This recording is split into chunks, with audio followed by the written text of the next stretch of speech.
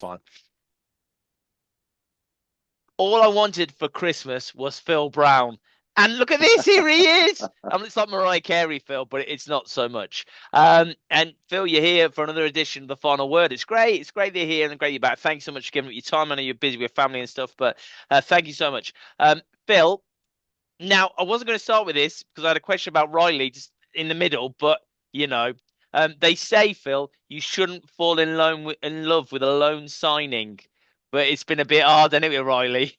Do you know what I mean? Um, everything about him, everything about him. When he first came in, and I said this when I did the media this afternoon, and Yeah. I was careful what I say about individuals because you can get it wrong. You can Yeah, get yeah, the words wrong. What you're trying to say is he came in very unassuming. He came in very quiet. yeah. He wasn't really pulling up trees in the changing room. Yeah. But get him on the pitch. He crosses the white line. He's one of them rare creatures that you can see he's born on a football pitch. He crosses the white line and he expresses himself. And sometimes Yeah. expression in the art world comes out in a different guise than it always does. But comedians, singers, anybody that can actually verbalize anything, it comes out in the Yes, way they talk. of But course. this guy wasn't overly fluent with regards to the words coming out of his mouth, but when he crossed the white line, I mean, Yeah. he just speaks in volumes. His football is from a different level.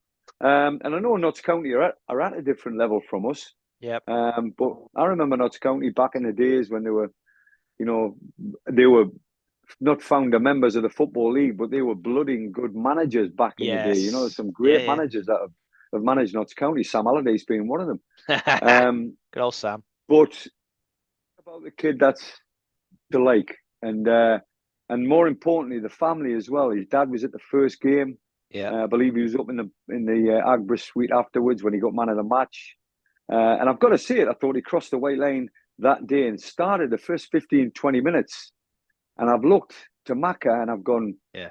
oh, I'm not too sure. I'm not too sure. Why? People say first impressions are lasting. Yeah. My first impressions were the first 15 minutes. I thought, oh, I'm not too sure. But then he got a grip with the game Yeah. and then he just started expressing himself. And then, I'm not saying the rest's history because I don't want to build a lot of too much. But we've re-signed him now till the end of the season, and I'm hoping that he's going to be a big part in a big season for Kilimanjaro. Absolutely. Phil, that's how's the little one, by the way, Phil? Oh, she's delightful. Molly Honestly, coming. was Say that. she's nearly, I think, 4 weeks on Saturday. She was born almost at the final score when we should have been at Scarborough. Yes, Oh, dear yes. me. So Hello. this is my little one. What? This is Molly. Say hello to Phil Brown. Say hello, Phil. She said hello, but she's very sparing about it, It's That's Molly, okay. is it? Yeah, it's Molly. Hang on, Phil's talking to you, Molly, mate. my What's daughter. Phil saying? Hello. Say There we hello. go. Molly, my daughter's called Peggy. Oh, wow. Teddy. Yeah, that's nice, isn't it? There you go. Anyway, Molly, me and Phil are talking football now. So thank you very much. But we got to go. Anyway, I'm glad that the little one is doing really well, Phil. Absolutely, my friend. Because She you were will. She will sweating. be. She will be at our first game on Saturday. Wow, there you go. And hopefully there'll be photos taken because I don't think she'll remember it. But there you go. That'd be awesome. Uh, Bill, Christmas games on the way with two games in 5 days, including the derby at Hereford. I've got to ask you this. Do you love a derby, Phil? I bet you do. And what was your favourite one when you were playing? Well, strangely enough, I made reference to this afternoon. I think my first away game overnight stay was Yeah. Hartlepool United versus Hereford, and I'm talking about the days of Billy Ayres and Bob Newton and people like that. Proper hardy characters. And I'm Yeah. I'm serving my time really, even though I was 19-year-old. I'm really serving my time in the world of hard knocks. These boys were Yeah. round the block a few times and knew what it was about. And that's the first day that I understood what a set piece situation was. Because Yeah. even though I was 19, I was wet behind the ears, until you explain Yeah. what's a set piece. Set piece, Yeah. I just thought it was a free kick. And you do, don't you? You think it's a Yeah, free of kick, but course, of this course. ball was slid down the side of the wall of which I was standing on the end of, Yeah. and that person on the end of the wall slid off the side of the wall, crossed it for the striker to put it in the back of the net. We lost the game 2-1. I learned about what a set piece was all about that day, and I've never Absolutely. forgot. Billy Absolutely. Ayres, Billy Ayres had me up against the wall. Um, but Hereford, I love a derby match. I love passion. I love people when they're fighting for every inch and Yeah. every bit of land that you can get on a football pitch, and then the supporters are up for the game. They always are. I'm a big Sunderland fan, and Sunderland Yeah. Newcastle was a massive, massive derby game. But yeah, I'm all over derby matches. um, Phil, now our form has shifted since the 4-0 loss to Kings Lynn, which I was at, Phil. And it was, I have to apologise now to you, Phil, because I ended up shouting at everyone at the end of the game because Yeah. there was no disabled toilet and I couldn't get any food. So I was a bit angry anyway, Phil. And then we lost 4-0 and I was like, this is terrible. And the lasting thing I said was, do not do this again. Basically, do not do it. I'm sure you said something along those lines. But what do you put the shift in form down to, Phil? Um, it's an interesting question. I think we've got an honest group. I think if you put it on them Yeah, uh, in a way that matters, in a way that I can deliver, because that's what I am. I'm passion. I'm more the fighting type as opposed to the thinking type. yeah, And I know sometimes in the midst of a battle, you can, the red mist can descend and you can lose your ways. But I'm a little bit long in the tooth for that kind of thing now.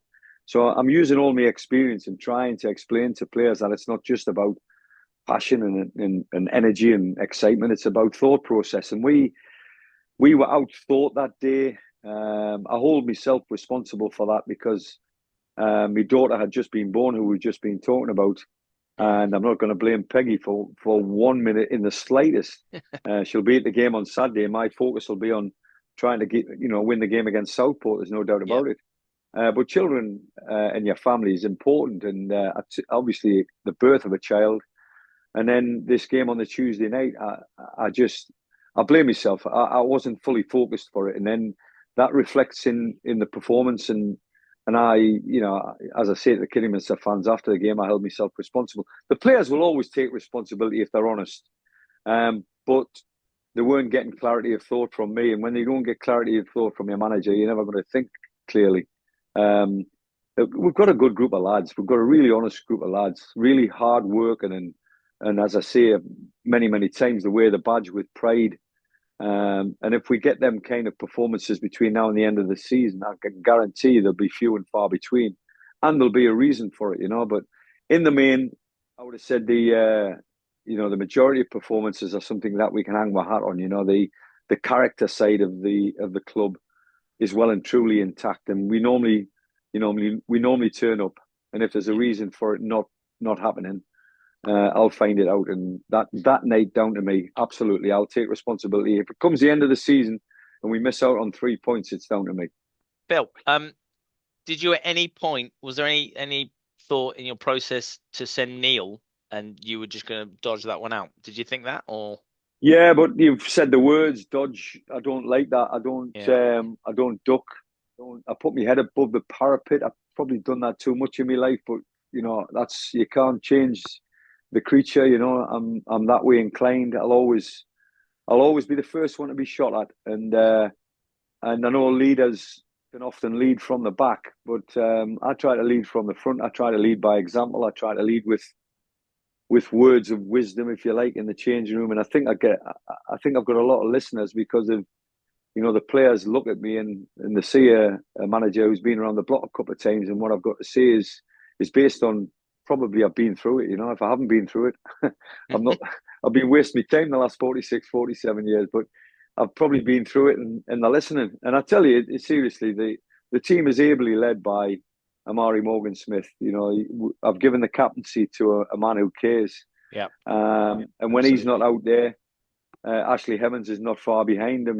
And I think if you look at them two in particular, they've put their life and soul into in the club over the last 4 years, and I think I'm getting the benefit. Macca's getting the benefit because we know what they're about. They know this level, and Mm. I'm taking a lot of lessons from them too. In particular, I know we can all have off days, and we can all point fingers of blame But bottom line is you look inside first, and I think them two do. I think they look at themselves first before they point any fingers. And I think I've got a group that does that, and we've got a chance when you've got that. That's amazing because my next question, it goes like this. I was talking with captain last time, Amari, and I said, how many goals have you got? I said, I was talking to you and I said, but how many goals you got, Amari? He said 10. I was like, 10? You seem to score every game. What are you talking about? He does. He really does. So I'm just wondering, he's going to make 20 plus any this season. He's got to, unless he gets injured again. And maybe he's a 20 goal a season striker we wanted at the beginning of the season and we didn't know he had, or we didn't count in that thing. That's something that you've got to work out, Wes. Yeah. And you work out, the key facets to your squad, your hardcore of the squad have got to be on show day in, day out. And the honesty and the hard working part of it is there for me to see, everybody else to see. I think the quality then is the reason why we're playing at this level, but I don't particularly subscribe to that. I think if you look at Ashley Hemmings and Amari Morgan-Smith, they're having their best seasons together so far. And I know they've finished in this division with an absolute flourish. I don't see any other reason why they shouldn't do that again. And if they do, and both of them can get into double figures, if not into the 20s, then we'll be somewhere near. Yeah. But it's not just about them two. We've got to get behind what they are. If they're off in 2025, that's fantastic for the football club. But, there's people behind that, like the Maz Kuyas of this world, the midfield players. Toby is now 3 goals in 7 games, 7 starts, shall I say. And Toby's not really had a run of games. Malik Carrigan, I'm expecting more in terms of goal threat. I think it's not just about them two, because people see the DNA of Kinamansaris and they think Ashley Hemmings and Amari Morgan-Smith. Yeah. But we've got a lot more to us than that. Can we? This is something both myself and you chatted about at the last home game. Was that? Can we talk about full time versus part time? Because this comes up in the pub all the time. It's like, no, we should be part time again because we're losing out on players. No, we should be full time. We should do that. So full time versus part time. Plenty of great part time players out there, but they won't sign for us because they would lose out on the money they get from their normal jobs. Has that been a massive problem, Phil? I don't think it's a massive problem. I think it's just, I think I've been disappointed maybe 2 occasions that I couldn't get the player because of the 1,500 quid, £2,000 a week he was getting in the job that he was doing. That for me is, you're looking at, you're in the game for the work, of course you are, but you're in the game to look after your family. Yep. And if I can't match that, then I'm not going to get the player. That's simple mathematics, and I think the chairman's well aware of that. Yeah. Can we do anything about that? Can we cater for them? We thought about being a hybrid club. We thought about certain players coming in and not being full time, but being able to keep that job and then train to the end of the week and play. But I think that's disparity. That's you've got to be one or the other. You can't be in the middle. The hybrid side does work for certain clubs, which is fine. Does that mean you start training a Monday for the full timers and then Tuesday and Thursday night and then Friday for the full timers? It breaks it up. It just doesn't work in my head. Yeah. I know we could make it work, and I think the pandemic proved that it could work. The fact that people weren't even training together, and everyone was operating from home, and Zoom calls were key factors in people's lives. So it does work, but it's got to be for everybody. Where we're concerned, I think I'm quite happy the fact that the chairman's decided to keep full time and stay professional. And I think because of that, I think that swung the pendulum in my favour in terms of player negotiations more often than not. Yeah. So all I can say is, for me, full time versus part time. Full time all day long. All day long.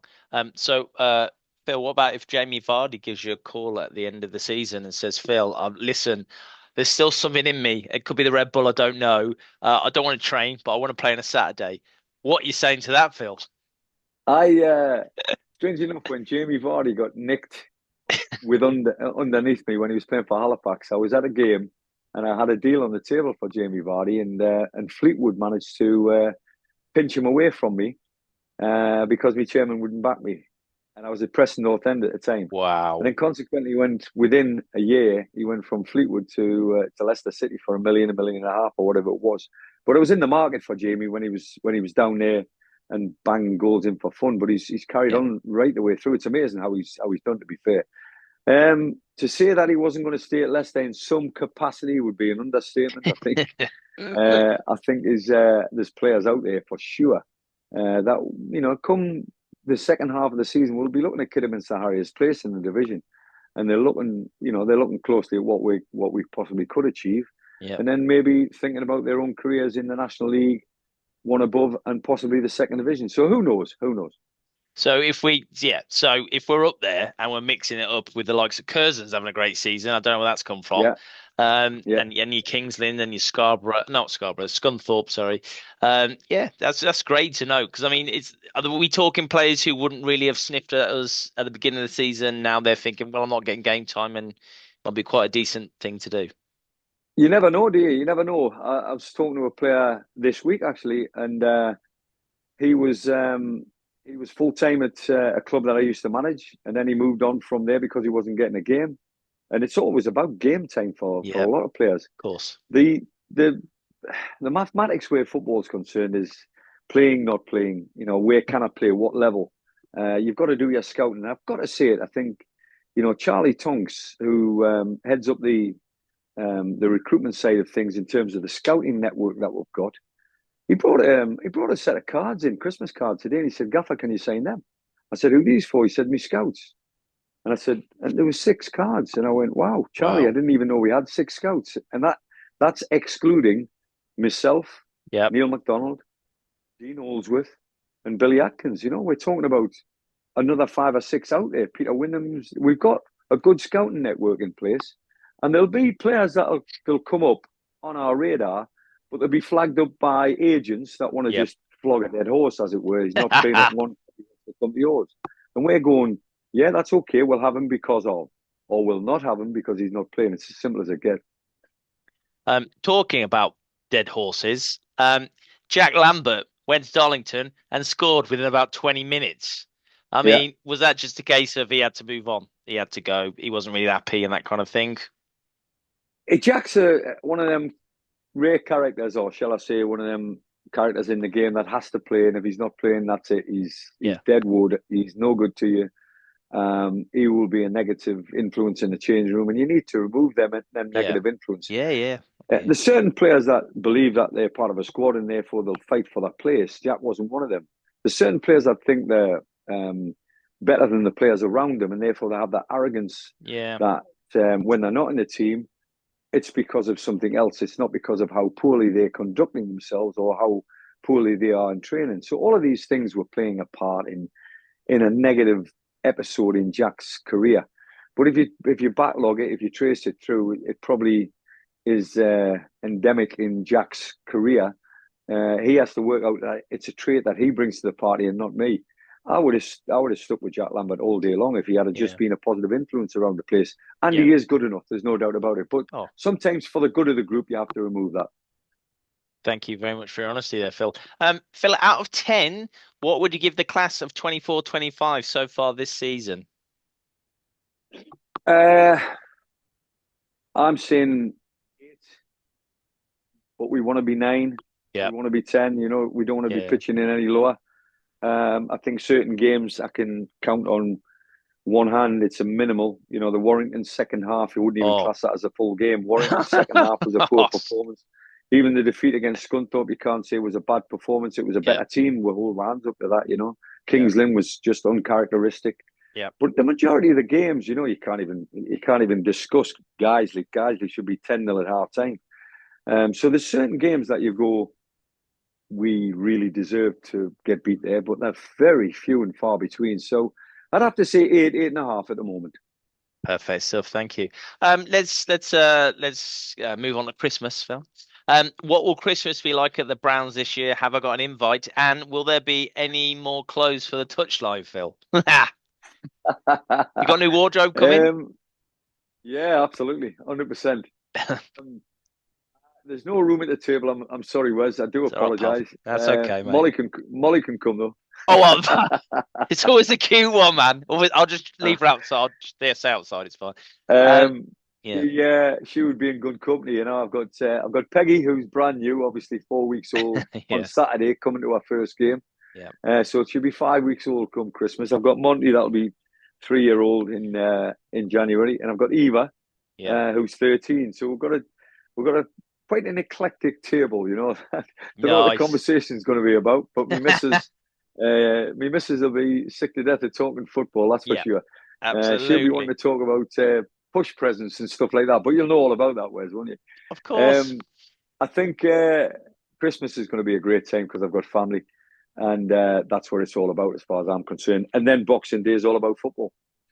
Absolutely. Oh, it is. It is. But try and teach that to the wife. My wife's like, no. Yeah, she's not having any of that. Phil, thank you so much for your time tonight. You got family around and stuff. But as you know what's coming. Lastly, as you know, this is the final word, Phil. It's the Christmas edition.